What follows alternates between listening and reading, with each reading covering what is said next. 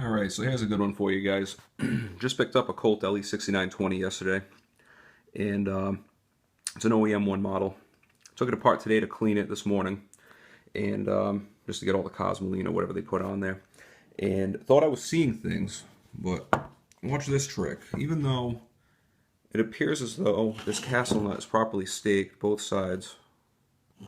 I'll steady up this camera so you can see this.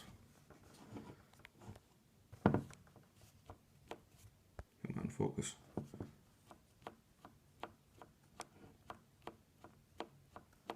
That's me just twisting that ever so slightly.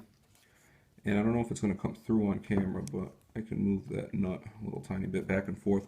So it was properly staked, but it appears to never have been properly torqued.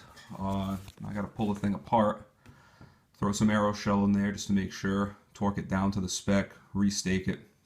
Doesn't really matter, it's a range gun anyway. I'm not going to use it as a collectible or anything, but still kind of the last thing I expected after finally biting the bullet and buying a Colt. Let me know if you guys come up with anything similar to this. Thanks.